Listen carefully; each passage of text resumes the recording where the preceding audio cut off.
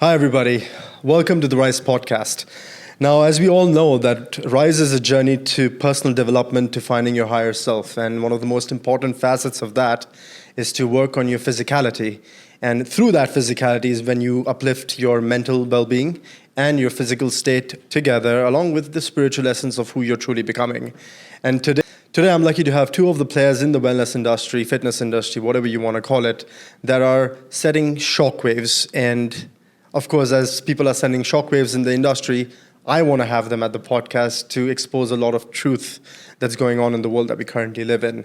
So without further ado, Shane and Breezy, thank you so much for joining me at the podcast. And can you please start with sharing a bit about your personal journey, Shane? I know you're an executive health coach now, widely known.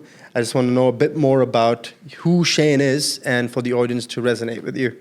Yeah, sweet. Thank you so much for having me here today. And thank you for joining as well. Thank you. So essentially, I grew up in Dublin, Ireland, was where I was originally from. I grew up in the city centre, a little bit on the outskirts, but certainly within a 4-kilometre kind of radius. So growing up, I had a very good upbringing from my mum and dad, and I have a brother who's only 10 months between us. So we're super close. But growing up, I ended up, as a lot of young boys do, end up in the wrong kind of circle of people. And that involved things like drugs, things like the police being called, my mum and dad, obviously a lot of upset with those. And I think being in this circle was what was driving me to nearly get self-validation and get thanks from people to, feel somewhat special myself from a young age. I was working, my mum was very helpful. She got me a job in the bank where she worked, and then I really disliked what I was doing. And it was kind of at that moment that I realized I wasn't living to my true potential. So I remember putting a photo of Burj Khalifa on the computer screen in the bank. And every day I looked at it and I just said, whatever I do, I'll get over to Dubai. And then I saw at one point that the airline here was hiring. So there was an open day in Dublin. I went that morning. That morning I went, I was very nervous because I knew there was a lot of women that were going to be there. So now I don't actually drink, but back then I did. So I remember that morning taking shots of whiskey and going to the open day. I went to the open day. There was 4 guys and the rest were women. So it was a very interesting day. I got the job anyway. I ended up with a visa and a flight ticket to Dubai. Been here for just over 10 years now. So I've been here a while, and yeah, that was essentially how I got over here initially. When I was cabin crew, I decided that I wanted to compete in fitness. So I did a show back in the UK where I placed as well. And when I was doing this as crew, I had a lot of crew always asking me questions about health and fitness. It was at that point I thought, I could monetize this. So I started charging cabin crew for my services. And then I realized I was actually making more money doing the coaching aspect to crew that were struggling than I was being crew. So after 3.5, 4 years of being cabin crew, I decided just to drop that and move out on my own. And I did that. I spent the first 3 months in Dubai just building my systems. I lived in an apartment on Sheikh Zayed Road. I was buying just frozen chicken and bags of rice, and I was just feeding off that for the first 3 months while I was building my systems. Because at that point, I didn't have a big end of service. I didn't have a lot of savings. And then, at that point, I got my trade license. I did a postgraduate in nutritional biochemistry and performance nutrition. And then I furthered my education in functional medicine by dealing directly with a couple of the kind of leading practitioners over in the US. So I did some outreach to them, similar to yourself, and that's how I ended up here today. I connected with some of the doctors in the US, and I mentored directly with them just to get a better insight into the functional aspect as opposed to the kind of conventional methods that I use today. Nice. That's what led me to today. It's amazing that you say the things that you said, because it all started with that dream of coming to Dubai. And from that dream, the entire journey began where you took that leap of faith. Now, the reason this is important, because most people are afraid to take that leap of faith to follow their dreams, because they're like, what if I don't make it? Yeah. But then when you jump and take that leap is when the path unfolds, right? Which you go into the unknown, which is also a very important journey to become a man from a boy. I mean, I'm not saying that you were a boy then. I think you did say that you went through a lot of groups and, let's say, crowd of friends that were probably not the right friends to have. But isn't this journey more about understanding ourselves when we put ourselves in situations rather than actually staying in those situations and being afraid to leave them? Because, a lot of people are scared to outgrow groups because they're like, oh, well, what am I going to do then? And unfortunately, that's why a lot of people are stuck in life. And then you took that leap and you went into becoming a cabin crew. And from that phase, you become an entrepreneur, where you realize that you made more money. And that's interesting to know, because Bilal actually has a similar journey of becoming an entrepreneur himself, of doing what he does. And moving on to now, Bilal. Yes. Or shall I say Breezy? Oh, Bilal's better. Bilal's better? Yeah. And I'm still going to call you Breezy. Anything's fine. You've been a part of Rise, Yes. right? You were part of my entire journey from its inception to me pushing you to do what you can do and you pushing me. Correct. I think this is how it works, right? Energetically, we do things for each other. But could you tell the audience a bit more about the man behind... Many talents. Yes, man behind many talents, yes. Well, I'm originally from Pakistan, but I'm born, raised up in Dubai. I started working in my family business with my dad as a diagnostic engineer and a mechanic. Life went on. My dad has been a martial arts expert. He put us in a martial arts training at a very young age.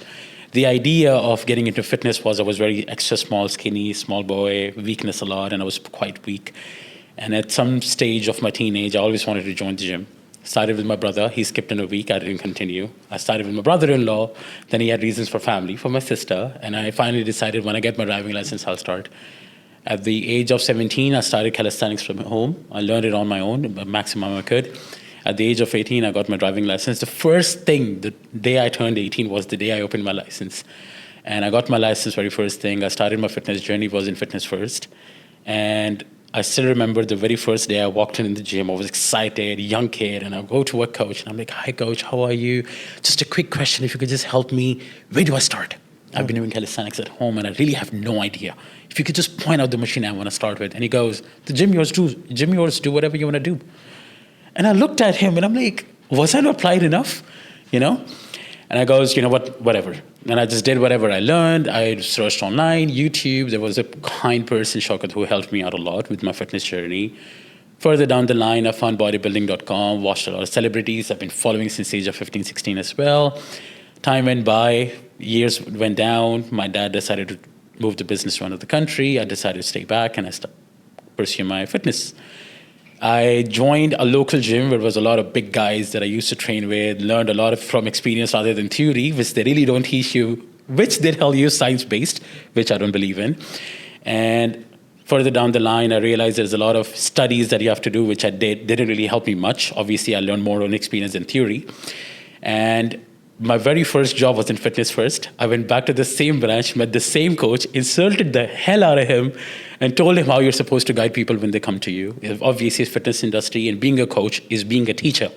You want to help people how to grow, how to become self-independent, how you become a man in life, and how you become strong. And that's where the journey began. I worked with many different gyms, and realizing further down the line how they stress the hell out of you, make you work further hours, long hours, you don't make enough money.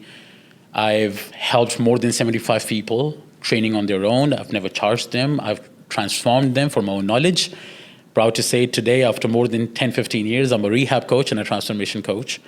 And I do freelance person training. I don't want to join any company. I'm more than happy where I am. Other than that, I'm an MC. I'm a model.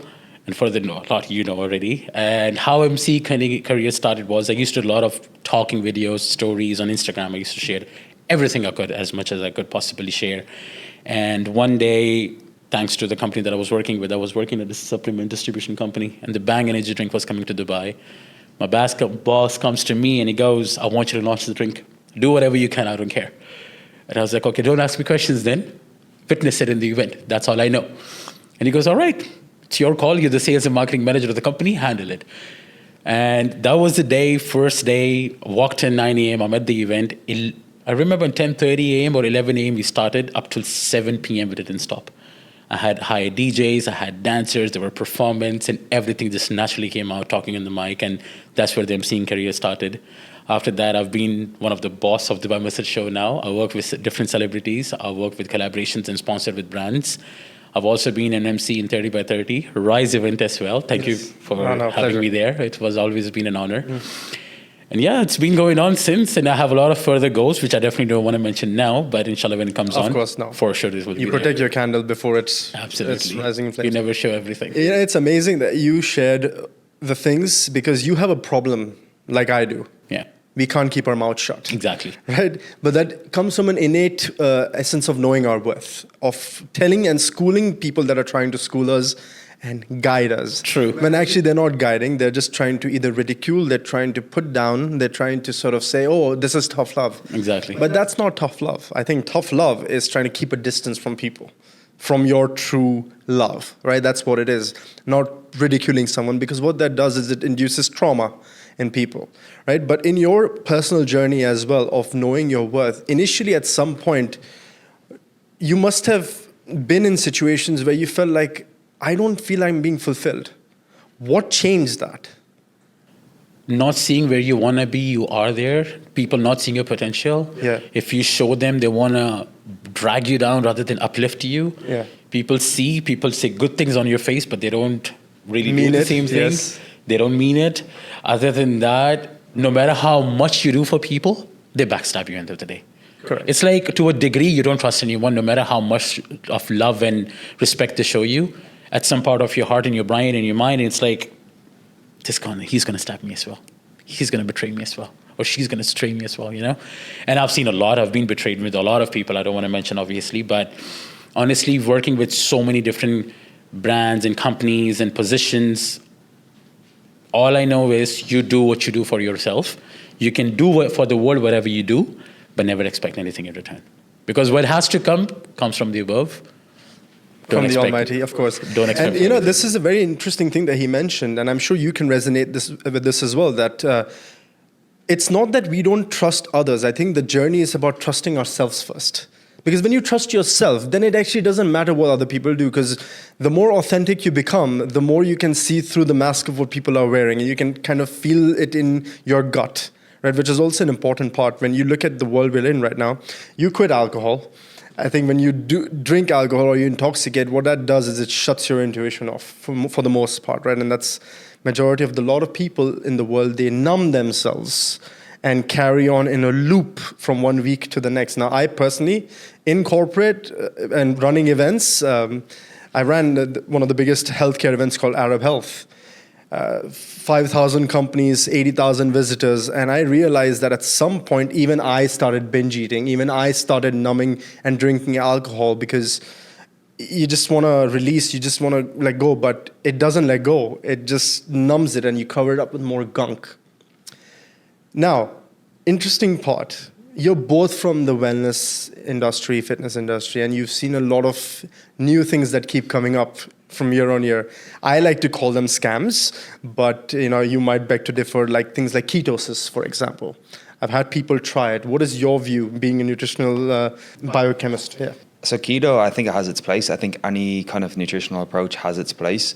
I think people that jump on the bandwagon of what they've seen on social media or what they've seen an influencer do or what they see somebody of quote unquote influence has posted, and they decide that that might be the right route that they go, when essentially nothing's right or wrong. Keto as a diet works a lot for people who suffer from things like cancer, terminal illness, because cancer cells don't feed on ketones, they'll feed on glucose. So I had one testimonial recently where a guy in the UK reached out to me. I don't know this guy. He had heard my name come up a few times. Essentially what happened was his mum was given 6 months to live. She was released from the NHS. They couldn't commence treatment on her because she had a specific marker, bilirubin, on her blood test that was elevated. She was sent home and she was given 6 months to live. So this gentleman reached out to me on social media, told me that he had heard about me, heard a lot about my work. And I had a talk with him, and I was actually in hospital at the time myself, which was interesting. It was after the floods in Dubai. I ended up with sepsis. So I was actually in hospital when I was speaking to him, but I told him, look, I can jump on a call with your mum now and we can have a chat. So I had a call with his mum, who was back in the UK. She was home at this point. And we were discussing keto diets, and we were discussing, high carb, low carb, high protein, low protein. We were talking about all these diets. And essentially when somebody has a terminal illness like that, putting them on something like a keto-based diet is definitely effective. Because as I said, those cells aren't going to feed on ketones. But when we look at anybody across social media or anybody of influence promoting these diets without an understanding, it's not very effective. Now, when we look at ketones as they stand, they can create an acid-base balance in the body that is not correct. And if we drive acidity up in the body, then we are going to recirculate toxins. Mm-hmm. So if somebody is going on a keto diet and they don't have the right either supplementation in place, they don't have the right education around the electrolyte balance in place, then they can drive recirculation. Now, if we look at a female, for example, who is on a keto-based diet, they're suffering with something like endometriosis or endometrial polyps or fibroids or polycystic ovarian syndrome, these types of things. If they're not excreting estrogen through detox pathways, then effectively they're just driving the issue worse, and that can stem from something like a keto-based diet if it's not done correctly. So would you say it's a short-term solution rather than a long-term lifestyle change? Yeah, for sure. It's a short-term thing, right? It's a short-term. If somebody has an issue at that moment and they're using a keto-based diet to fix the issue, then it works. If somebody's going on it because they've heard somebody else do it, there's a particular guy, I will name him V-Shred. Yeah. This guy just posts it all the time, and people then just think this guy has loads of followers, so they're going to jump on it. Of course. So they don't realize a lot of them buy the followers, and we know. So it's like that, yeah. The influencers who come around, what I eat it all day, and then people trying to follow, trying to have the same diet. Yeah. Don't you have your own brain to think what feeds me, what not? Don't you understand? And of course, everyone's body composition is a bit different, right? Exactly. What works for me may not work for the two of you, and vice versa. So I think if people let go of that sheep mentality, I think a lot of these influencers will go out of business. And I think they're getting more and more sneakier in their approach and the way they do things. And I think that's interesting, that there's an element of human connection that is required. But, we live in an upside-down world, which we've all figured out, where teachers are supposed to teach you or guide you. They end up controlling you and forcing you down a path. But let's talk about an interesting personality type we've all experienced, veganism. When people sort of relate to it being their life and their label and what that is. Do you guys have anything to say about that? Do you want to go first? Okay, so with veganism or even vegetarian or plant-based diets, if somebody's doing it for ethical or religious reasons, okay, fine, I have no issues with that. A lot of people have jumped on, again, the bandwagon when things like the Game Changers and stuff came out, and they go in with an uneducated approach. Now, I ran a lot of blood tests through a lot of blood chemistry, and some of the worst labs I've genuinely seen have come from vegetarians or vegans. Now, when we look, one thing I will always say is I will always look back at where we were at thousands of years ago, right? Before social media was a thing, before trends were a thing, when people had to do two things in life. One was walk and one was climb. Why? Because they had to hunt and gather food. That's essentially what they needed to do. Correct. They could walk 10,000 steps, that quote unquote 10,000 steps per day before they even eat anything, right? Now, we have particular teeth in our mouth to break down animal products. We've also got digestive juices such as proteases, pepsinogen, which converts to pepsin, to break down animal-based protein. So if somebody comes to me and says to me, based on your belief system that you want to eat protein from animal meats, unfortunately, it's not based on my belief system. Again, go back thousands of years. Our bodies have these things for a particular reason. If you choose not to do that, that's fine, but there is repercussions. Correct. You understand? And for example, vitamin D, are you aware where vitamin D comes from? Well, the sun, pretty much. As a supplement? No, not really. It comes from sheep wool. Right? Oh, From sheep the wool wool, okay. From the wool of sheep. That's where vitamin D, as a source, comes from a supplement. Okay. Right?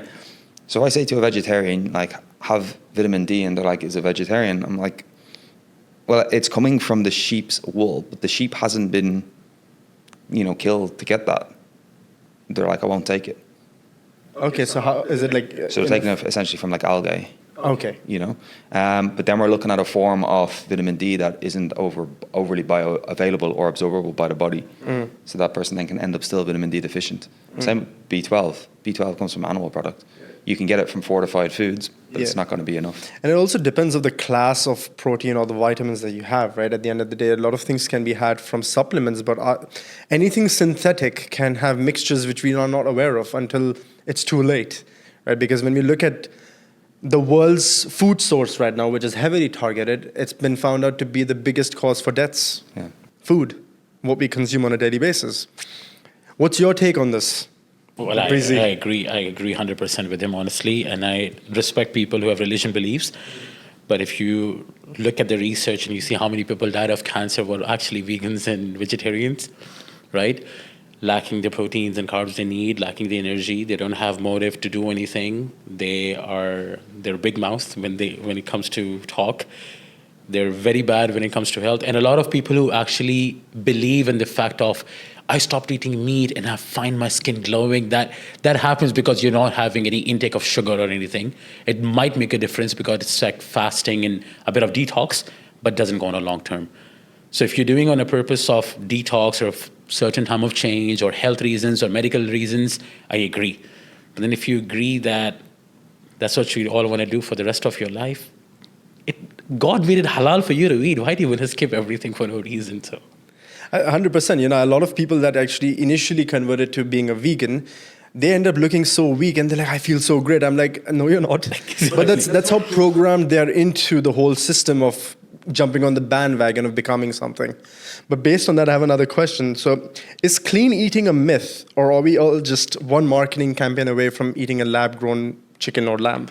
Yeah, for me, when somebody says to me, I eat clean, you don't wash it with Dettol, so I don't know what clean is.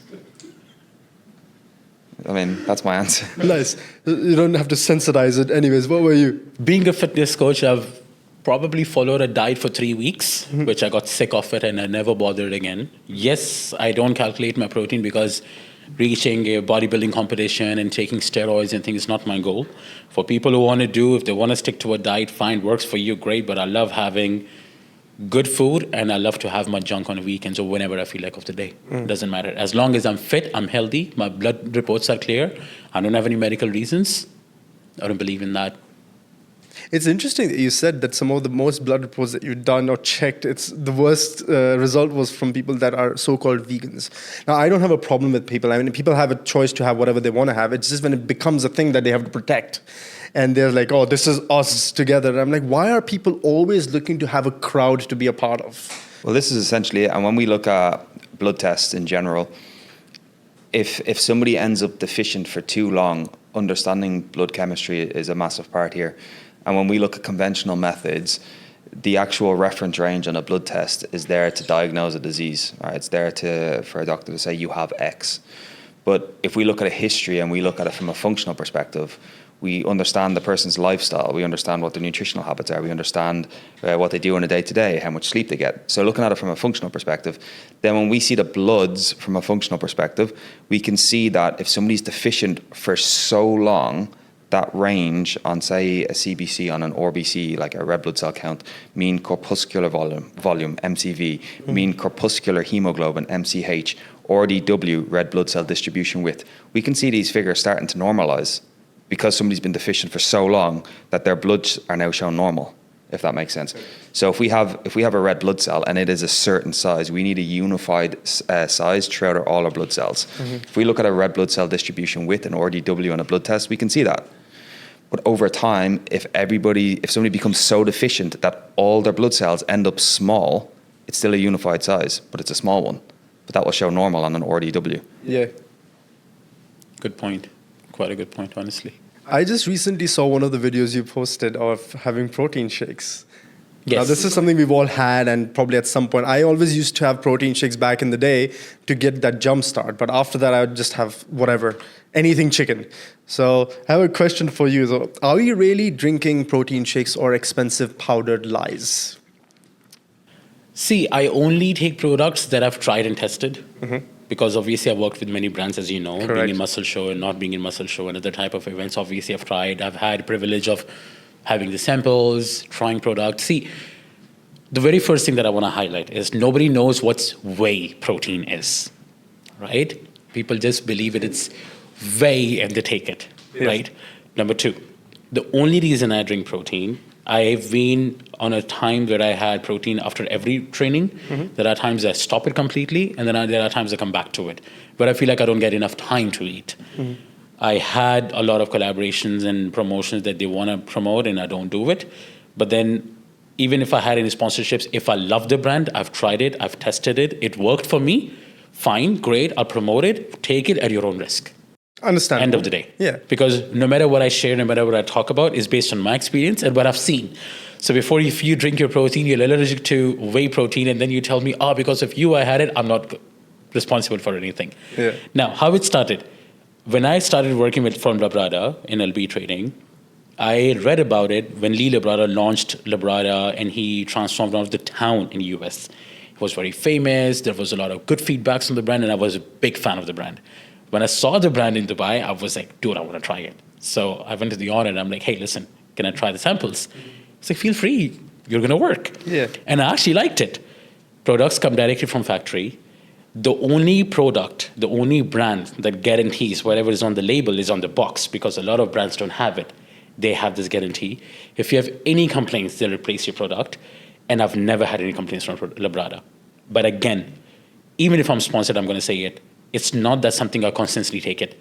Now, there has been time where I don't get time enough in between when I'm training clients and I can't have any food for 6-7 hours. And I started dropping weight, and obviously Ramadan just passed and I was eating barely a meal or two. I try to detox as much as I can. So yeah, it's a good time I can have it. But then again, I'm going to use it for a month or two, then I'm going to stop it for another month, then I'm going to use it for 3 months, then I'm going to stop for 2 months. That's how I personally use it. But if you go online, and I don't want to take the name of the brands, but a lot of people, when they hire one of the biggest influencer and powerlifters, and first they compete, they take injections, whatever the horse thing they can take, they transform, and then they hold a product, they'd be like, take this brand and you're going to become big like me. It doesn't work like this. Protein is a supplement, a supplicate of replacing of a meal or to fill up the protein intake that you want to have.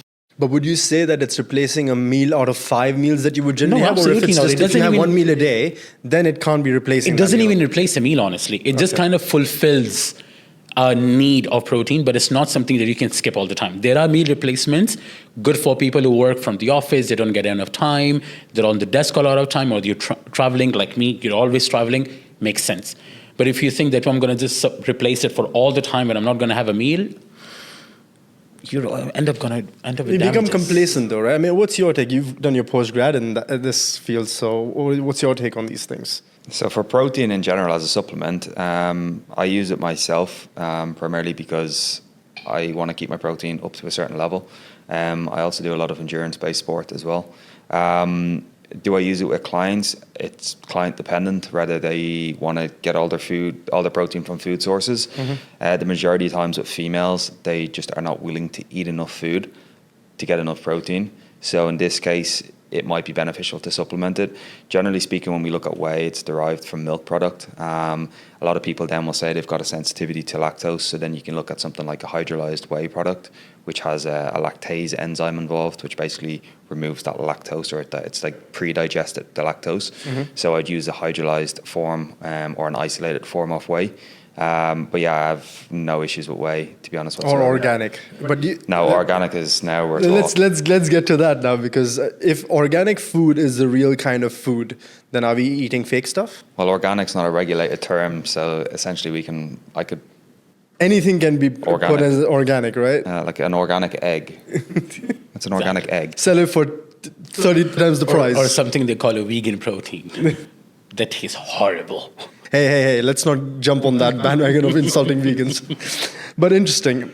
Now listen, both of you are in some way, shape or form fitness coaches, and you've experienced and you've trained a lot of people, because that's where your heart lies. And this is important, right? For a lot of people, and you can attest to this, when you follow your heart, it changes the way you approach things. It changes the way you deal with your clients.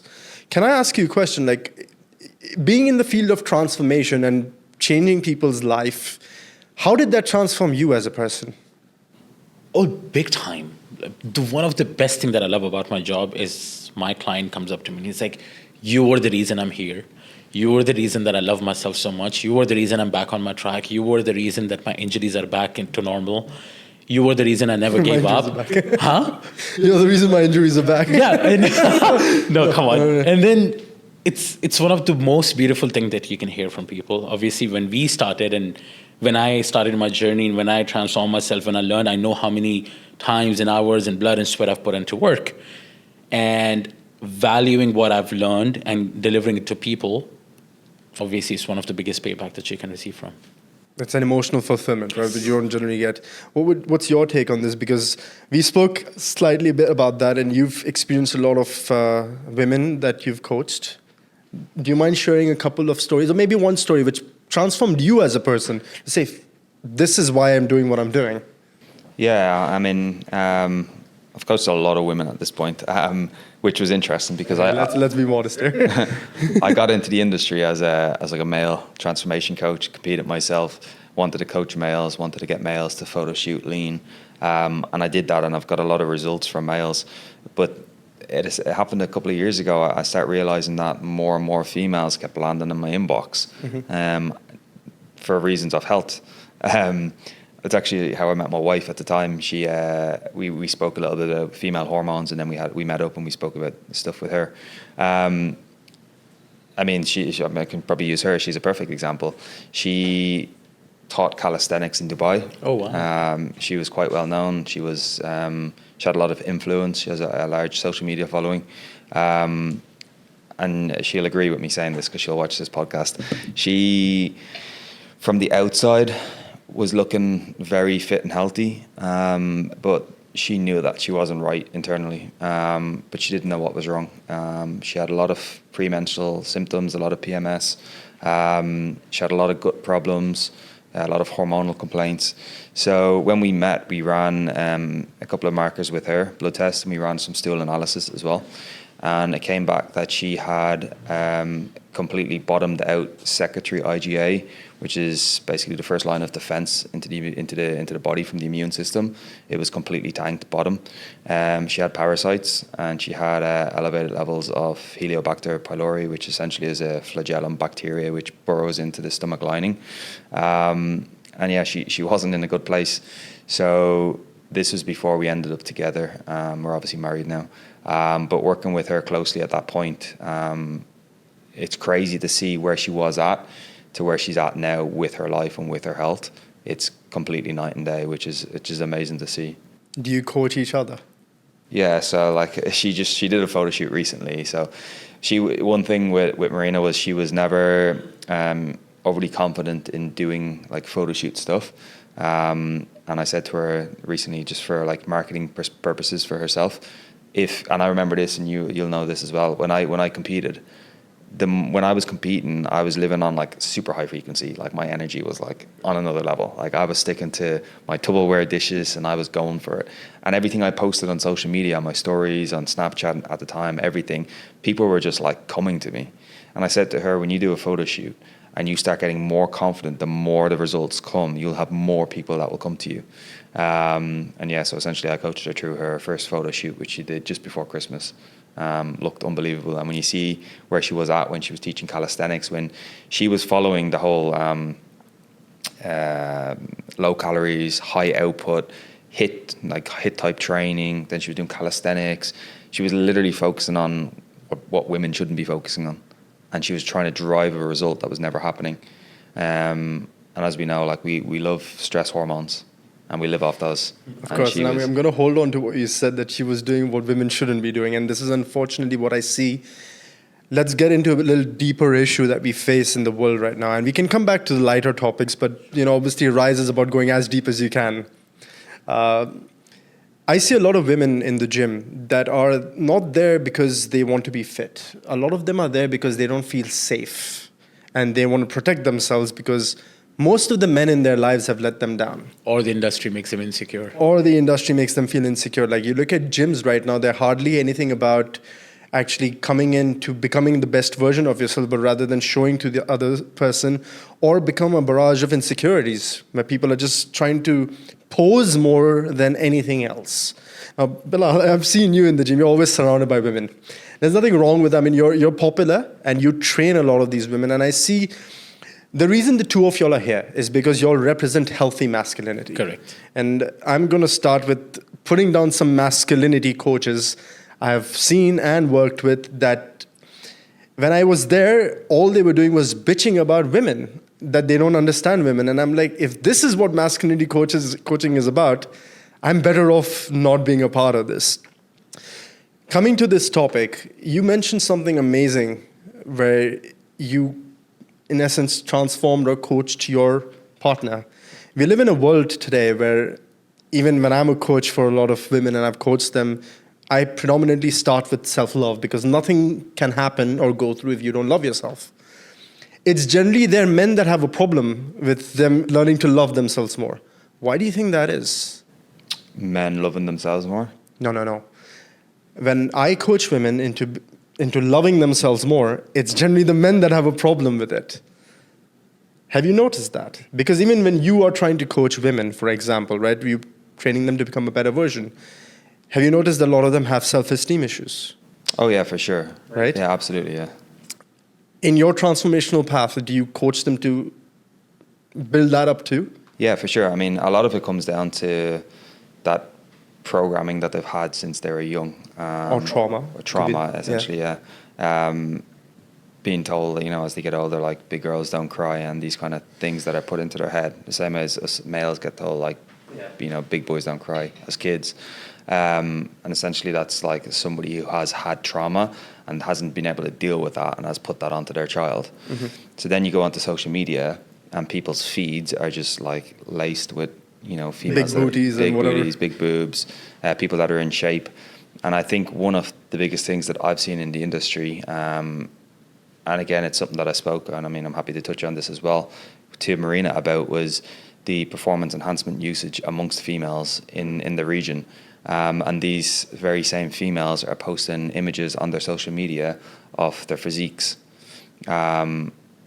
and never speaking about the usage of performance enhancements. Mm-hmm. And it became super apparent to me when my name started getting out there as the kind of go-to guy here for running bloods and having that functional method of looking into them, when so many females that were posting on social media were coming to me with their bloods and then telling me that they've taken X, Y, and Z to get to where they're at. So then I get a female that has come to me who may work in the government, just a general female that wants to get in shape, and she's comparing herself right away to other people. So she struggles to self-love when she's seen other people that seem from the outside that they're at the aesthetically better, or living to their highest potential. Yeah.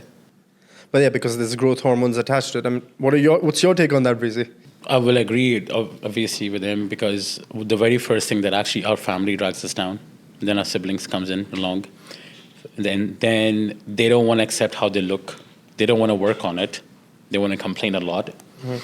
And then nowadays, since we have a lot of surgical companies and clinics who do BBLs and implants, and if you look into it, like every third person or second woman is in the US, they have implants and stuff. And then you scroll on social media, they have like 10,000 edits on it and filters on them and then operations on it. And then you sitting down at home and be like, I want to look like this. It's not possible, number one, right? It doesn't even make sense. Accept yourself how you are and then work on your transformation, naturally what you can do. Mm. But the biggest problem is, they'll see someone, that's my dream physique, and then they want to follow their routine, what they do as per their diet, as per their workouts, not understanding what they're doing, not researching or not consulting an expert, obviously, which is one of the biggest mistake, right? And then where it all comes down, which is lacking self-love, low self-esteem, not accepting how you are. And then there are other type of people who are fat, overweighted, obese, and they go like, obese, how to love yourself, and it doesn't work like this. Yeah, like you're fat, shame. Yes, you're fat, accept it. Correct. You're not in shape, accept it. You can't transform yourself, accept it. But don't come and tell me it's not possible to transform or change. It might take 2-3 years for you to change. It might be your hormones, you might have thyroids, you might have to go through medications, yes, but Nothing on earth is impossible. But then how do you break that? I mean, being in transformation, the two of you, it's hard when someone comes up to you and says, yeah, I need to change something, but they don't want to change in the process. How do you break that barrier? Or do you just not take that client then? It goes through teaching, number one. Yeah. Obviously, you have to make up their mind before anything else, obviously. Mm-hmm. Because if their mindset is not in it, you can't do anything. And it takes a lot when it comes to women rather than men, right? Men are easy. They want to go is big physique and take injection if nothing out. But what women is, if you can't train their brain, if you can't change or transform their thoughts, it's not possible. So the very first thing, as you said, that I'm always surrounded with girls and I have so many connections. And one of the biggest reasons were I've delivered myself to be one of the most understanding person. Hey, listen, I understand where you're coming from. I have 4 sisters as well. I've trained my sisters. I've trained my cousins. I know how it goes. If you just be patient, it will work. But the problem is they need more of a therapy sessions than person training sessions, but it does work out. But then, yeah, of course. Certain people, obviously, they run away. Probably after a week, after a session, after a month, after 2 months, they run away. But the ones who are dedicated, who have believed that I actually want to make it happen and I want to reach what is in my mind, they do it. And I have examples that I can give you. How does that change the relationship that you have with your clients? Do they end up falling in love with you? I have clients who trying to flirt. I've had clients. I am good at massage, obviously, because I've studied it. So I help my clients stretching. I know basic chiro. I do. But then when they want to flirt, they go like, can you come to my house and do the massage? Or, maybe we can grab a coffee, and I don't do anything. You want to have a meeting, you come to the gym, we sit in the meeting. The moment you step out of the gym, I don't know who you are. I don't go in person. Lunch, dinner, breakfast, no other plans, nothing. With the clients, you have to build your connections, yes, but to a certain degree, which is as long as it's business. Over that, no. And yes, there has been hundreds of them. Because it can then lead to like free sessions and emotions involved and stuff. Free sessions is on the other side. It's about or getting a call from the husband. I'm sorry for the language, but they say you don't shit where you eat. Correct. Right? So you don't do that, number one. More people should know that. Yes. Number two, yes. Number two, it's your business. It's my work. I respect it. I want to do it as it is. And you're nobody to me. Mm-hmm. No matter I'm single, I'm dating, I'm not, none of your concern. Right? And even with my ex-girlfriends, if I wanted to train them, I trained them. Even my fiance, I told her, when you come back to the country again, she's gone on a family trip, you come back, I'll train you. And she goes like, I'll look online. I'm like, listen, please don't do that to yourself. Because I know how bad industry is and I know how many influencers are out there who will actually misguide you, right? So you come back, I'll teach you. You have any questions, you ask me. You have permission to as many questions you want to ask, but don't try to come and teach me back. Because I've experienced that too, especially when it comes to women. So you tell them, you do squats, keep your toes out a bit, it will help you here. And then 2 days later, they'll come back, they'll pull up a video, be like, I saw her doing this, why I'm not doing this? She's different, you're different, she's in a different age, you're in a different age, you have a different goal, she has a different goal. Different body type. Different body type, different, everything. You can't compare them. But then they don't understand. See, I have no hate for women. I respect everyone as equally as they are. But the problem is, if you can't transform your mindset, if you can't accept how system works, nothing's going to work for you. So as long as you have a goal that you want to reach, you consult with an expert, obviously not the influencers out there, not the people who are actually trying to misguide you, but the ones who can actually guide you and you're on a right track. Like, as you mentioned, I do a lot of blood work, which is obviously one of the best things that you can do. If you're not doing that, I don't know what you're doing. Would you say that women are better at being trained or men are, according to your experience? According to my experience is, generally speaking, respectfully speaking, to females, they come with a lot more problems than a male. Mm-hmm. I don't think that's necessarily what I've said is true, in the sense that I think men just bottle it up easier. Mm-hmm. When I'm dealing with like C-suite individuals, males, they are highly productive at their jobs. They've obviously made a lot of money. They're quite senior in their positions, and they give a lot of direction to their staff and in their business. So then they come to me, and it's nearly like they're still at that level, right, of where they are in business. When I get a female that comes to me, they're coming to me with their problems, and they're happy to share them to me. And I think that is partially me building a trust factor from the start. I also always will say to the female that there's zero judgment from my side, no matter what their issue is. And I always want them to learn to identify themselves as potentially somebody else, not the person that they've come to me as. For example, if I have somebody that is always telling me like that they're emotionally eating and they just identify themselves as an emotional eater, they're nearly self-validating themselves for wanting to eat the poor food outside. And until they change that thought process, they're never going to change that feeling. And if they don't change that feeling, they're not going to change that emotion. I think it's a step-by-step process, right? First, you're unconscious to your behaviors, then you become self-aware of those behaviors, and only then can you make that change rather than someone doing that. A lot of people think, oh, I'm self-aware, and that's not enough. Of course, yeah. I think going from being in a state of unconscious to conscious is a massive thing that's going to help people. It's one thing that I discuss a lot with the clients that I take on board, is if they can rectify throughout the day when they are going into an unconscious programming. One of the key things, or one of the biggest examples, is simply driving your car. How many times are we driving unconscious? Do we go from A to B and forget how we get there? And that's essentially one thing that I will discuss a lot with females. Masculinity in gyms. Strength, discipline, or just a flex on Instagram? Nowadays, it's always a flex. On Instagram. Yeah, not just Instagram, even in person. Like, You remember that guy we saw in the gym was constantly showing his abdominals? oh, that's his everyday thing, by the way. He lift his tank top all the way to his neck, lift up his shorts, wear sunglasses, and he flex. Probably the only guy who's always on earth who got in shape. So I've noticed two category people. You might agree with this. One, who are actually in a good shape, no matter big or small. The one who are in a good shape, who know the discipline, who know the hard work they've came from. They like helping people, or they might not approach, but if they're approached to or questioned to, they will always give you the answer.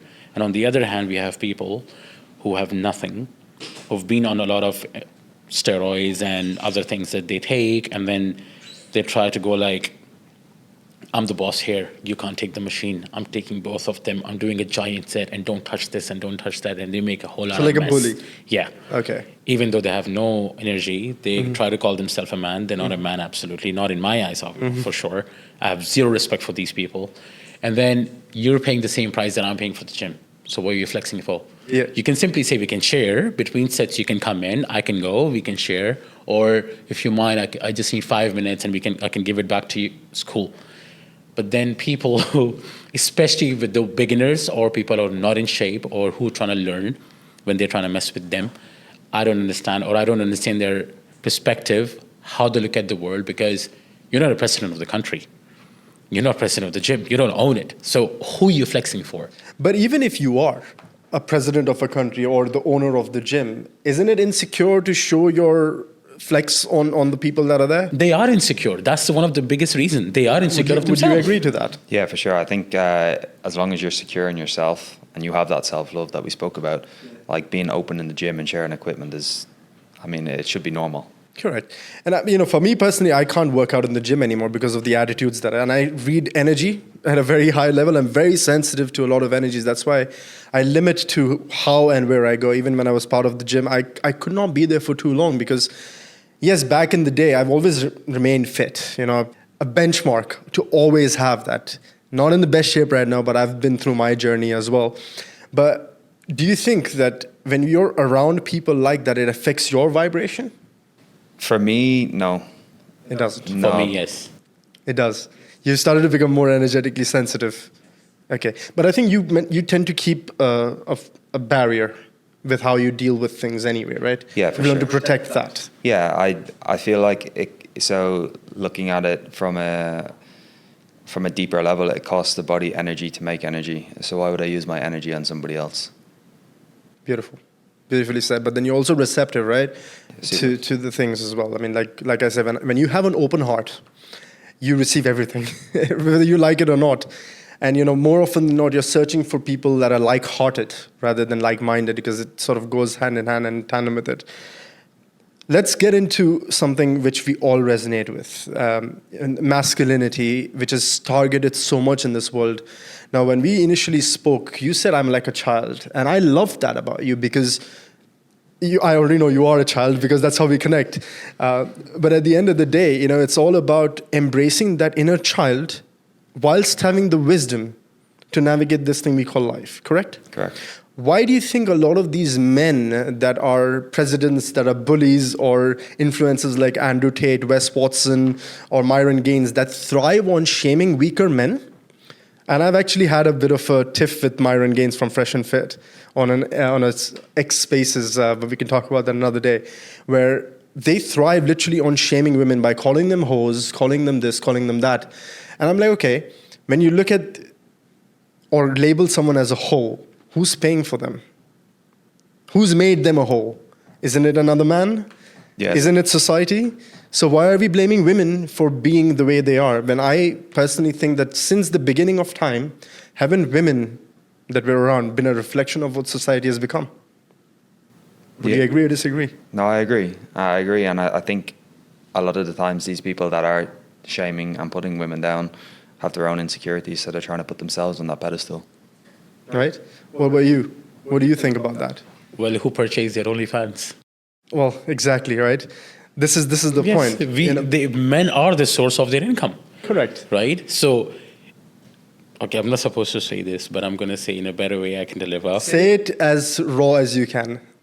Okay. Please, you have all the permission to do. I'll try to keep it low on this one. All right. No matter you're the prettiest or a fair-looking person, you put one picture on social media, even if it's a selfie, and there will be 100 people who have nothing in their life, and they'll comment like, "Oh my God, you're my dream, marry me," and DMs and likes flood on your social media. Correct. Where do you think it comes from? It's men.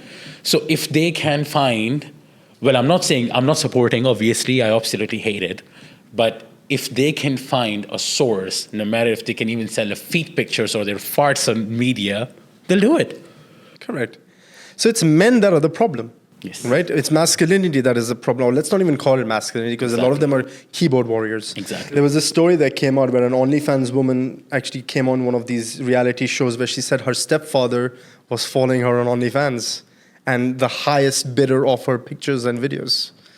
I mean, it's shocking to see that women are trained. I mean, let's just say this. As a child, if you're a beautiful girl, right, aesthetically pleasing, there's a high chance you're probably abused by a parent or an uncle or some relative. And if you're programmed to always think that your worth depends on the way you look physically, aren't you going to be programmed to chase external validation? Yeah, for sure. I think that's definitely that programming from a child. Right? Yeah. So then when you have people like Andrew Tate calling women haram. I agree with him certain levels. Okay. Yeah, because Let's talk obviously about that. he does say good things too. Correct. Right? He does say good things too. And obviously he's seen a lot of time with people. He's have girls around him. Obviously he has daughters. I get it, his point perspective. And what I believe is the women who actually try to get into all this OnlyFans and fields and they go like, oh, my parents are very proud of me. It's their insecurity, number one. Right? True. Number two, probably down the line, after 1 year, 2 year, 5 years, probably regret it or not, but end of the day, you're conscious of your own deeds as well. You know what you're doing. The only difference is there are certain people who pay you $3 or $5 or whatever the costs are, and they have access to your profile. On the other hand, there are women, they walk down the street and they don't care. They don't give a shit true, to anyone, what they're 100%. doing. But end of the day, it doesn't make you a superior person if you're making even 10 million a month, right? But then does that make women haram or does that make the eyes of society calling them haram? It's always a society. It's Right. always a society first. It's the social media. It's the number one thing that actually dragging people towards all this. Correct. Like if you go back when Instagram was not there, when it was Facebook, people used to check in places where they are. And before Facebook, there was more of interactions and visits and phone calls and longer conversations. Now what do we have? WhatsApp. Even everybody have their Apple Watches in their hands on the wrist and iPhones in their hands and Samsung in their hands or whatever the mobile you use. Even the look at the message, they don't respond. And they go like, I missed your call or I missed your text. Did you really miss it? No, of course Right? not. Obviously, But you choose to, right? But then again, you're active on social media and everything is there. And then I would say it all comes down from the environment that you're in. And is that what you see around you? And if that's something you want to always follow. what's your take on this, Shane? For Andrew Tate, Not Andrew Tate. I mean, just any influencer that thrives on shaming women. Because personally, how can you show someone a better path when you're shaming them? Scientifically, vibrationally, shame is the lowest frequency. For sure. Consciousness or peace is at the top, shame is the lowest.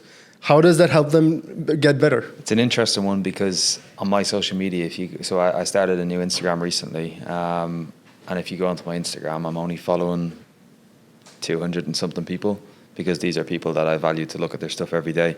I couldn't tell you what's going on. I see through the noise and I don't look at it. Oh, you completely. But, yeah, I know that's not just good for a because we don't podcast, look at it doesn't mean it doesn't exist. Because it was shocking to me, right? When I say I feel energy, whether I'm connected to social media or not, I can feel things. And then I sometimes go onto social media to see, this is why. That is why this is happening. And, when we look at Fresh and Fit, for example, which is one of the biggest talk show hosts or podcasts, they get OnlyFans models, they treat them like shit. What ends up happening? It's a business deal. The people watching the show are subscribing to those OnlyFans girls, whilst these men are shaming them. How is that changing things? It doesn't. I think likes and views. Correct, right? It's all thriving on chaos. So what they've basically done is they've shown that being a high-value man means hating women. When you call someone haram or a complete gender haram, you're talking about your mother and your sister in that same thing. And is that what you would tell them? Yeah, of course. It's not a great thing. You wouldn't say that, right? But then when you look at the younger generation who are fans of Andrew Tate, who are fans of Myron Gaines, who are fans of Wes Watson, that basically spreads prison wisdom to people and talks about hustle. That doesn't really help. The reason y'all are here is because we need influencers that actually show people, guide people, what it is to be a high-value man. And a high-value man, what would you classify a high-value man in your eyes? For me, it's definitely been like having people on the same level or treating people how I want to be treated myself, and respecting women for who they are. And I think that's one thing that I've learned through the years, particularly with what I do now, is I will never, ever shame. To be honest, I won't fat shame. I won't women shame. I won't gay shame. I won't trans shame. I won't shame anything because I feel like everybody at a deeper level has their emotions. Do you think being or having a sexual preference, which is probably similar to your own sex, is stem from trauma? So having spoke to some people, yes. So listening to people talk about the fact that they've not been able to get a partner would be traumatic as a kid, especially say a boy growing up. Mm-hmm. Naturally speaking, I was okay with women. So for me, there was, generally speaking, no real issue growing up. But I do know a few of my friends at the time who ended up being gay. And that wasn't like a decision they made as a kid. Mm-hmm. And I just noticed it later on in their years, but also when they were kids, they weren't overly popular with females. Mm-hmm. And it just becomes easier to go for what it is. Because, Breezy, what's your take on this?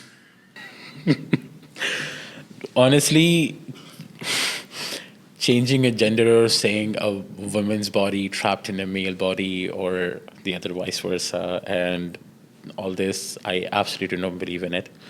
You're born in a certain way for a reason. The Almighty has made you, Allah has made you in a certain way, and obviously there is a reason behind it.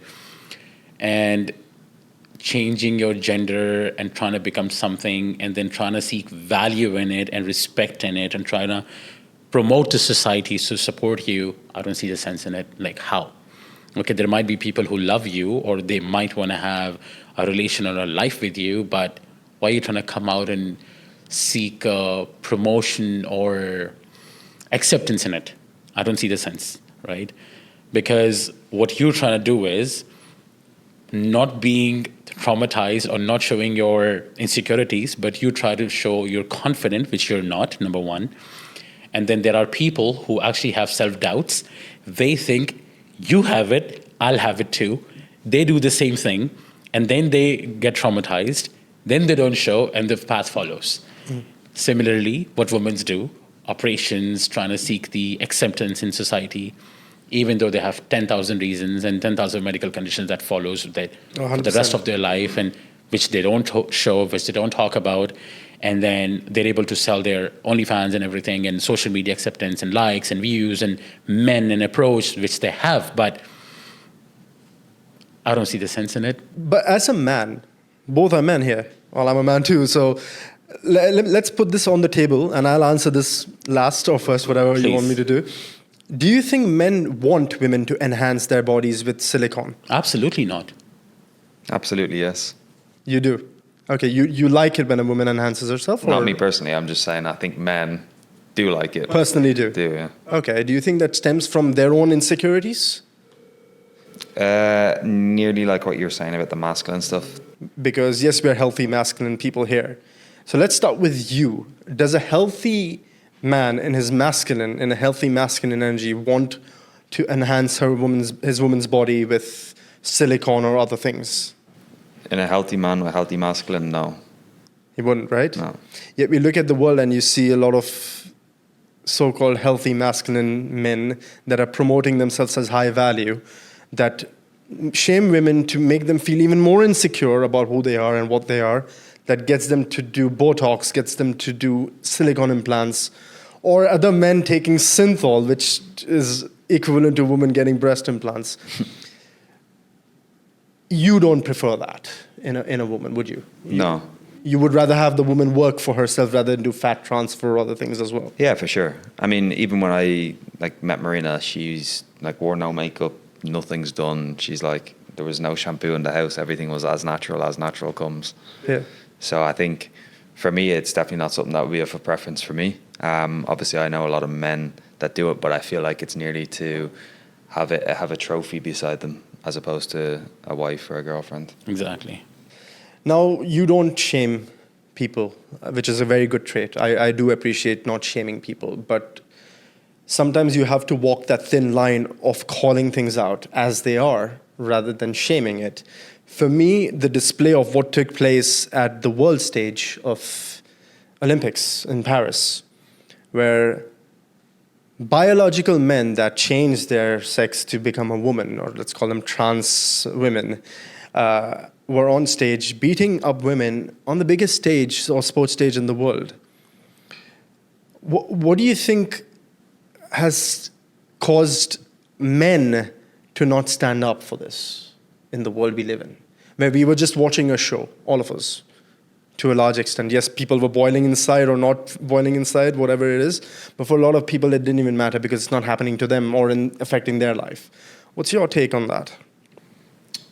I think, firstly, for anybody to want to compete in a sport against, particularly a combat sport against a female, whilst they possess hormones of a male, is definitely something that it should be questioned. If we look at a lot of the drug testing that goes into these sports and events, to allow a male go on into a ring with a female, essentially a male to go into a ring with a female, possessing the same hormones as a male is not good. Nice to meet you. Nice to meet you too. What's your take on that? First of all, how do you explain a biological man called a female? How do you even explain that? Well, it's all about, we live in a world where everything is blurred lines, right? Yes. Where, yes, if I've done this and I've taken a couple of estrogen pills to have higher estrogen levels. No, I know. Okay. I'm talking about people in society. Yeah. How do you confirm it? You do know he's a man, no matter if you cut his Correct. thing off. Yes. End of the day, you're a man. Yes. Nothing can change it. And then putting them in Olympics where people train for 5 years to compete that one time and then being unfair on it, I don't see the fair sense at all. No, right? No, not at all. I'm sure that you must have had an issue with it as well when that happened. Because when we look at this as society, essentially what happened is a man was beating up a woman on the biggest stage in the world. And the world was okay with that abuse. So, when we talk about raising our consciousness, it's about understanding both parts of the situation. They've probably been shamed as transsexual people, abused, oppressed, or whatever, to become the way they are and then build a personality around that. And then use that anger, that rage to physically decimate a woman on stage. Calling that out, is that really shaming them? No, so the difference between, for me anyway, between calling somebody out and then shaming is two different things. I've become well known for calling topics out, and I will always call a topic out. Phobic. No, I'll always call a topic out when it needs to be spoken about, but it's never against an actual individual, because the individual that's in that moment might be suffering from something deeper. And as I said, regardless of this particular person that was in the Olympics, to shame them from my side, there could be other issues that they could be living in a full unconscious program. They could be on autopilot. Should they be allowed in there? No. And that's what needs to be called out, as opposed to the actual individual. Would you say that, well, let me get to this question, that when people are running on autopilot and they become very sensitive to being called out, like when you look at the world today where anything that's questioned, you become a phobic all of a sudden. Like when you question people that are, have preferences of wanting to sleep with the same gender, and you call them out and they're like, you're phobic. I'm like, no, I'm not homophobic. I just don't want that around me, right? Because people don't know the boundaries. Now, I've been hit on by men and women, and a lot of these I can't even think of a better scientific way to call this, right? Sexually confused. Sexually confused, but then that's a different category which fits into the whole LGBTQ narrative. And I think that when you combine it all together, that makes it even harder to challenge. And I'm probably going to get a lot of hate for this, but I am tired of personally being hit on by men that think that they can have their way, because they come with a level of aggression. I read energy, right? So when I talk about aggression, I can feel it in the energy of them trying to take over or pounce. And that, to me, doesn't make anyone feel safe. Me, even being a man, feels safe. So when we think, and when I started this question with saying that, is that a trauma? I know it is. And people cannot call it, because, hey, listen, we all question our sexuality at some time in our age. Growing up, I questioned. That doesn't mean I took that leap. Just because I questioned it was for me to understand what am I becoming, right? If I had more male friends at that point and I was closer to men, of course it's natural. Like people in the army that are supposed to be very masculine, a lot of them end up sleeping together because there's nothing else to do, or people in prison. Nothing else to do. And then where does that come from? Desperation? Trauma? Or just convenience? Convenience, obviously. Right? I've also been shamed, let's be honest, we're talking as adults here. I've been shamed by a homosexual man for not having enough sex with my partner. I'm like, why is that your problem? Like, yeah, but if you were gay, it's 5 times a week, 10 times a week, 50 times a week. I'm like, is there anything else you do with your time? That is a place of consummating a relationship. It builds and strengthens the bond between a man and a woman. Moving on to this topic, let's talk about the perception of men being polygamous.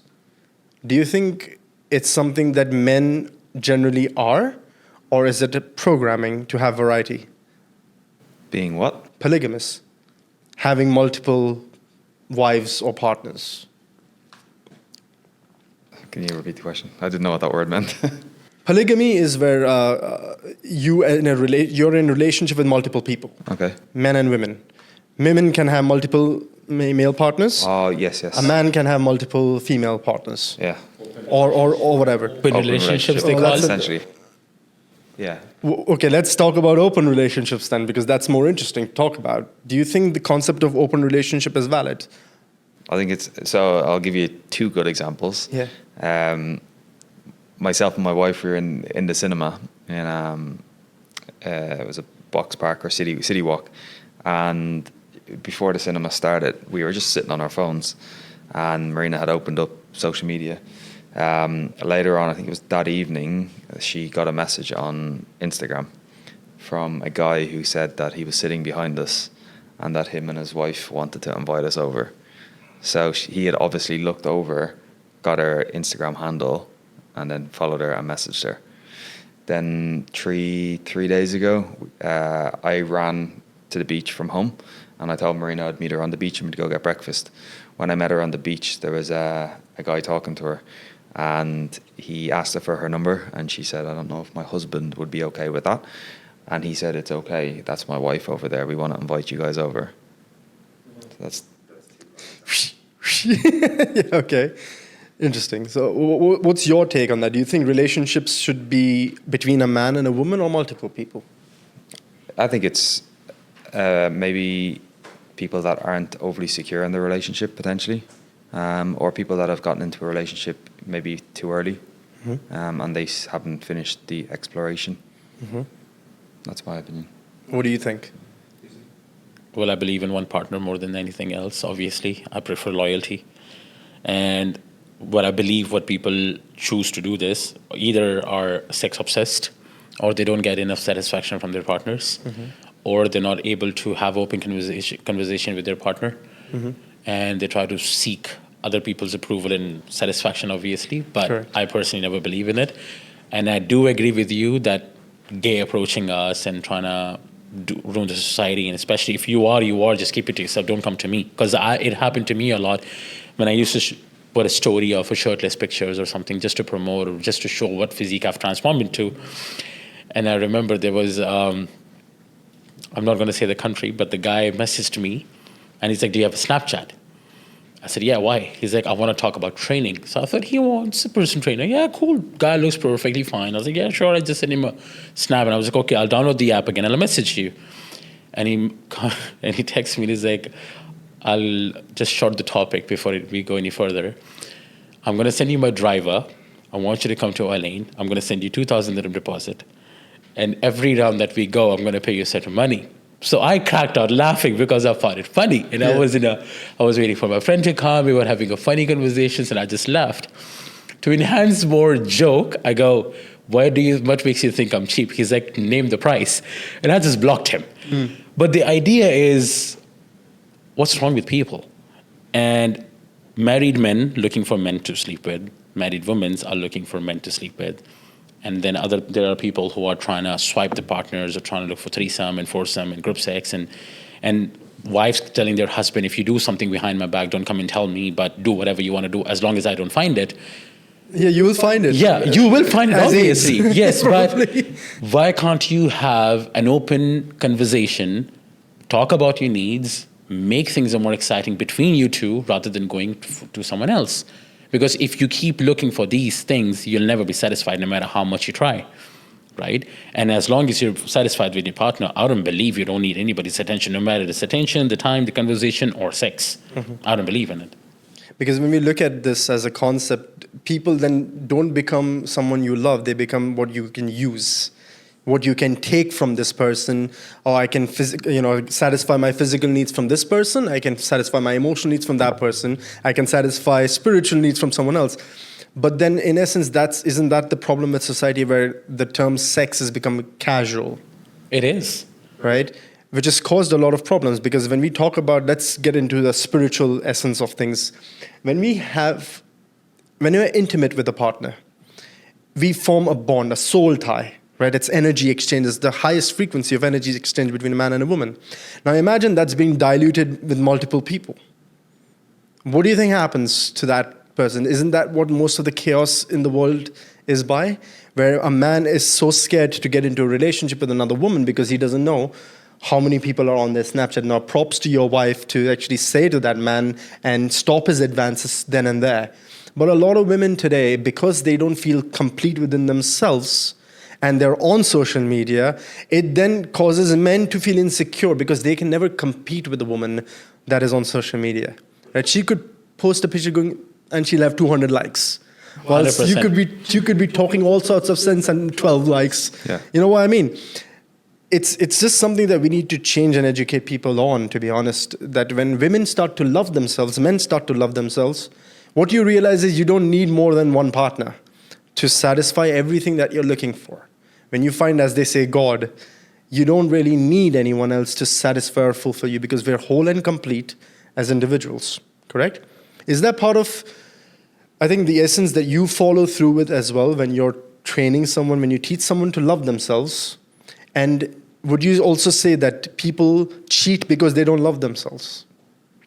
People cheat when they're not satisfied, when they're insecure, when something they call it, I want to find the rush of meeting someone new. Yeah. Right? Or trying to The find a taboo or self-validation. bite the apple. Yeah, trying to find the self-validation in themselves rather than believing or accepting what they are and what they can be, or they're too shy, or they just don't want to talk about with their partners or discuss or anything. Yeah. That's what I believe. What's your take? Yeah, on I think one of the biggest things I've learned anyway in my relationship is when I first got into the relationship, I was just a typical lad. I came from cabin crew, as I said, and I was surrounded by women all the time. And then when I met Marina, she spoke a lot about like love languages, having like open communication, which you spoke about between us, and understanding the needs of the individual. And when we delved more into that, I could then understand her needs more, and I understood how to make her feel safe. And once I understood that, and she knew that I was willing to take that step, then our relationship just transformed from the very start. And having that open discussion and discussing things like what you want in the relationship from the start has been super, super helpful between us. That's not something that I had ever done before in a relationship. And I know that caused a lot of conflicts in relationships in the past, not willing to meet the needs of the woman. Beautiful. Very interesting you said that about, and props again. I hope she was here to listen to this. Oh, she'll listen back. When a woman in her divine feminine essence actually embodies a lot of wisdom. They teach us a lot about ourselves. Like I said, women have always been the mirror in what's happening in the society. But when you shame someone, you disconnect them from their highest, truest essence and power, right? And someone that's loving herself knows and understands the language, and I'm sure there's more depth to it. What's your take on I absolutely this? agree with him, actually. My fiancée Genesis and I, when we got into a relation, when I proposed to her, the very first thing was, she was like, look, I was like, look, take your time, because we've been friends for quite a long time, and I just want you to take your time, process it, and we'll talk. And we actually had conversations for days. Like, we had questions coming back in our minds, sharing our traumas, talking about things we want to talk about. And to an extent, I was like, Genesis, I don't want limits between our conversations. Openly talk to me, whatever it is, and I'm going to do the same. Best friend. Yes. More than a best friend, I would say. I was like, before we become fiancés and husband and wife in the future or anything, I want you to be my best friend. And I want you to tell me if I'm lacking something. Every now and then remind me. Because I don't want you to think that we don't have it and I can't talk to you about this because you might mind it. And even other than that, when it comes to learning, when it comes to understanding the relation, enhancing our communication and building our bonds, whatever you think we needed, let me know. And honestly, that was one of the best factors that I actually found it. And I'm the happiest guy to find her, honestly. Awesome. Congratulations on the news as well you gave to me. It's interesting to see that a healthy masculine is all about receiving, understanding, listening, communicating, protecting, and making the woman feel safe. And we look at the world around us. That's why it's very chaotic, where most people, let's be honest, I was once called a pussified version of a man for protecting a woman on that live stage by a woman whilst I wasn't giving back to Myron Gaines. And I was shocked to see that it's horrific to see that the world has reached a point where a lot of these women are so collectively traumatized that they feel that the person shaming them is actually protecting them. You know what I mean? This is why there is an inception and rise of AI right now. Coming back to the topic of working out and physically fit, there's a high increase now in artificial intelligence, apps, coaches. How do you think that, would they ever replace the human connection? I think one thing that will never go is, interesting, I had a discussion of this with a client of mine, and she said something that I feel was very correct. In 6, 7, 8, 10, 12 years' time, there will be a turning point where people will use the human connection as a marketing for what they get in their service. Yeah. So nowadays, from now kind of going forward, it's use AI, use artificial intelligence, use this app and use that app and all of these things. But the human connection is going to slowly kind of go away. But in 6, 7, 8, 10, 12 years' time, it will then recircle back to people using the human connection as a marketing tool for their business, that you are going to get a human, not an AI. So it's a fad, you think it's just something, it's a trend right now? It's definitely a trend. I don't think it's a fad per se. There is a lot of, there's a lot to be said for AI. There's a lot that can be done with AI. And I think it's definitely good similar. I said to my brother recently, like if people jumped on Bitcoin back in 2018, they'd be laughing today. And if people get left behind with AI, the people that jump on it now will be far more advanced in a few years' time. So I think it is a trend. I don't think it's a fad. I think it's here for the future for sure. But I also think having that human connection is going to be paramount to success in the future as well.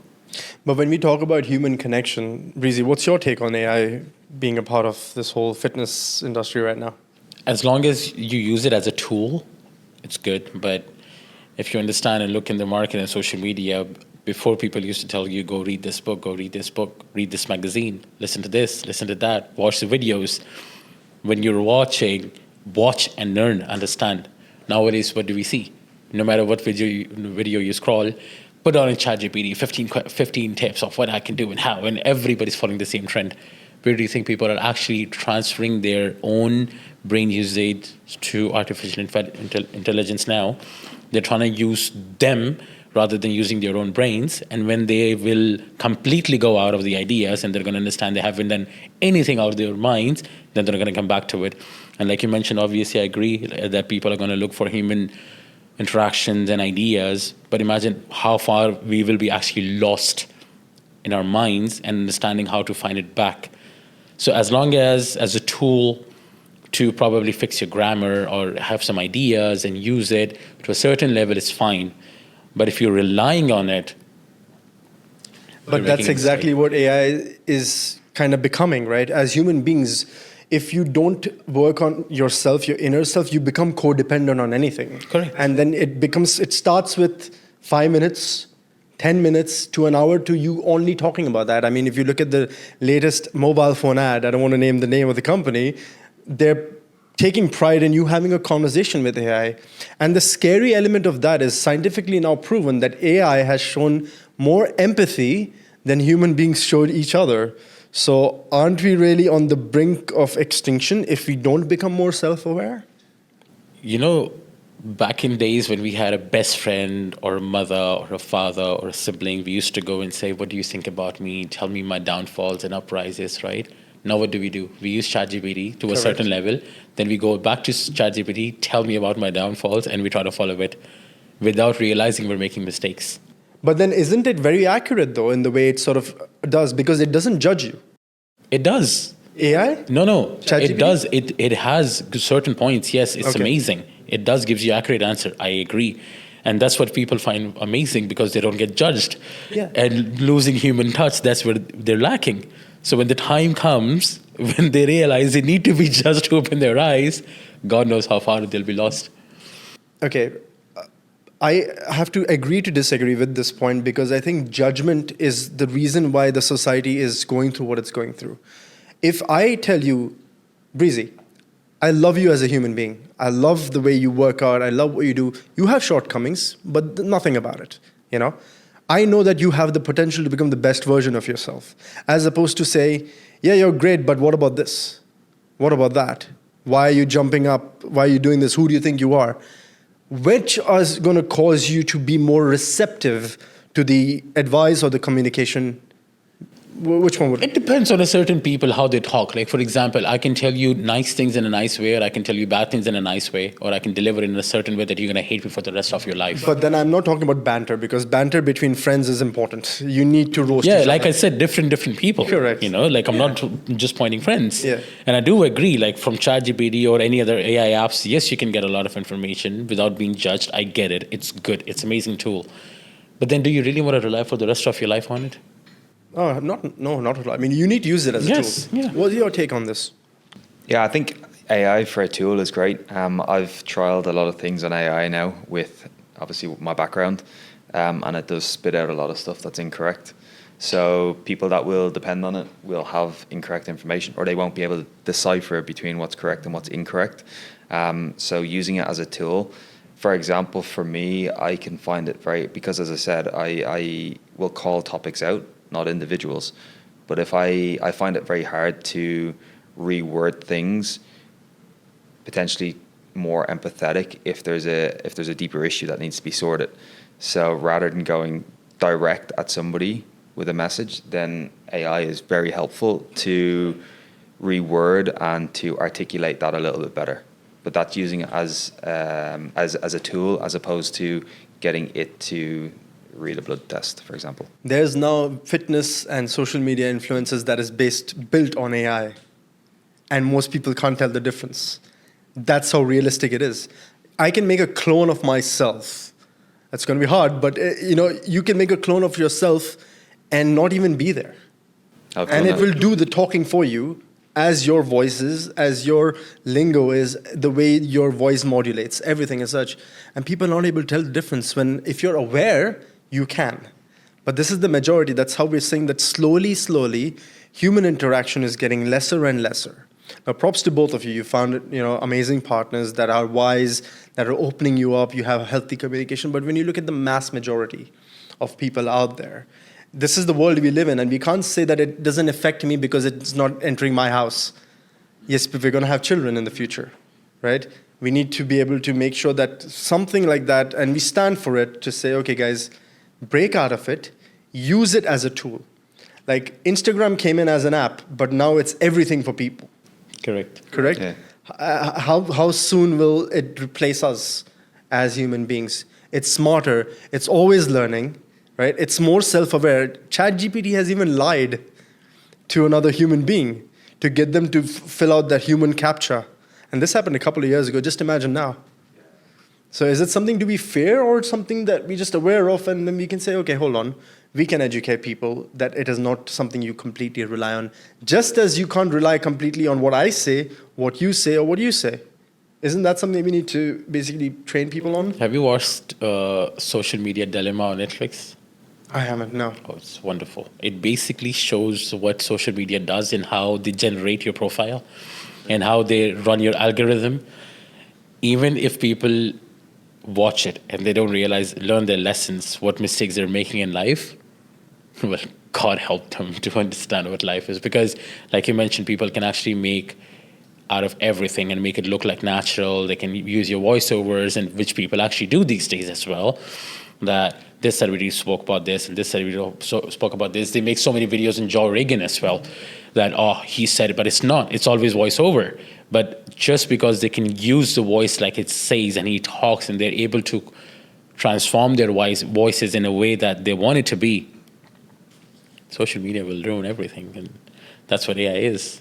And social media dilemmas actually has a lot of details. If you watch, it's incredible. Like how they do it, how they transform a person. They understand your lifestyle. What are your search histories?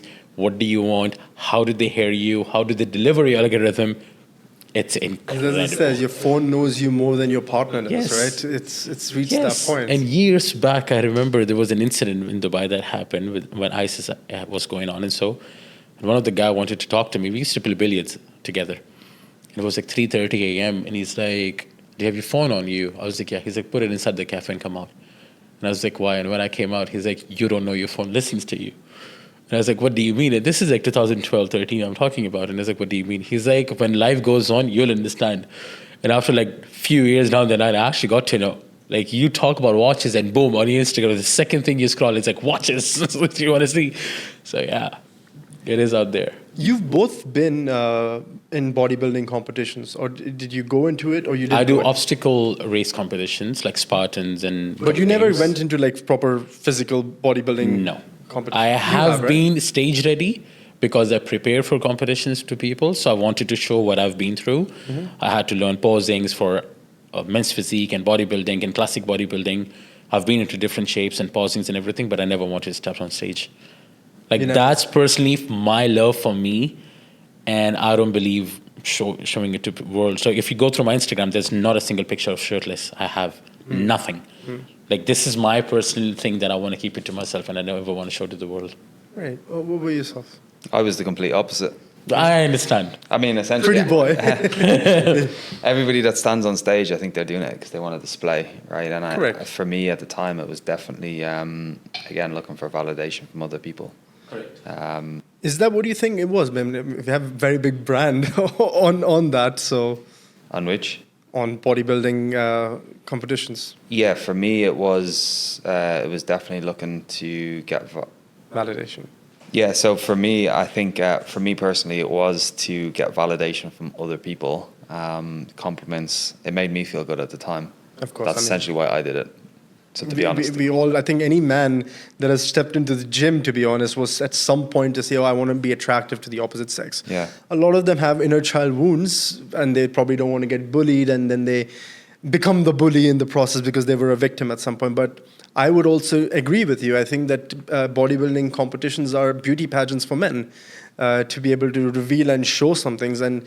But then it reaches a point, like with anything humanity has done based on intellect and not self-awareness, it becomes an addiction. Is why people end up taking steroids, or the latest, not latest, but the trend of taking or injecting yourself with synthol and losing yourself in the process. If I were to ask you to give advice to someone that is now stepping into their teenage years, that are looking to build their physique and get into fitness, what is the advice you can give them, and what would you ask them not to do? definitely don't follow social media trends. Don't look at people on social media as someone who I wouldn't say want to aspire to be, because it's always good to have somebody else that you look up to. But these photos on social media, when I competed on stage, I was about 70 kilos lean. But on social media, that looks like 85 kilos. So people think I was 85, 90 kilos on stage. I was 70 kilos. So for somebody that's young, that's going to step into the industry or wants to get into the gym, when you idolize somebody that is a lot bigger than you or a lot leaner than you, the chances are they have used something at some point. When I competed, I was cabin crew at the time, and because of my flying hours, because of my dieting, because I was competing and trying to get super lean, my testosterone just bottomed out completely, flatlined. Testosterone, follicle stimulating hormone, FSH and LH, which do have effects in the male body, they're not just a female hormone. And I was prescribed testosterone at the time by a clinic in Jumeirah without any education and any understanding as to the potential repercussions later on in life of injecting an exogenous form of testosterone. And I did that at the time thinking, great, I'm going to be jacked. I'm going to get massive off this. And it was injected by the doctor at the time. I then proceeded to then say, what's the point of me driving to this clinic every time I need an injection? I'll just do it myself. So then I started to get the testosterone myself and was injecting myself. And it was when I was 29, I decided, this is pointless. So I just went cold turkey on it, just completely stopped. I didn't do a post-cycle therapy at the time, but I have recovered my hormones naturally since then, which is something that's never really spoken about, particularly when you're looking at ester lengths of testosterone. But for a young lad getting into the gym, or a female, when they idolize people through social media, there's a difference between somebody that's on social media and then somebody who is like Ronnie Coleman, Arnold Schwarzenegger, and these types of people.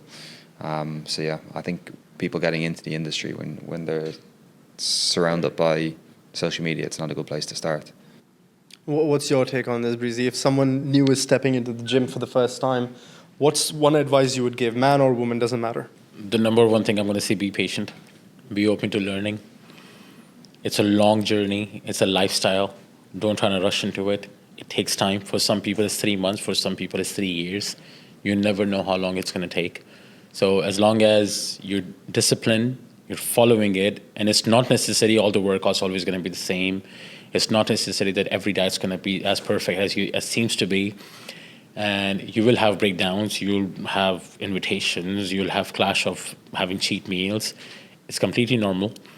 As long as you discipline, follow what you're doing and what you want to achieve in life, it's always easy. And I absolutely agree with you, not get into social media trends, not trying to get into steroids or any kind of enhancements.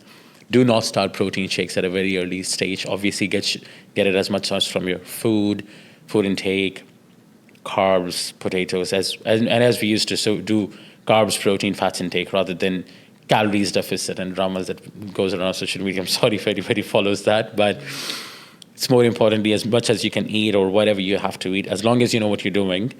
Yes, consult with the experts. You might probably, if you don't want to spend a lot of money, just do your research as much as you can, but then follow the right path rather than being off track.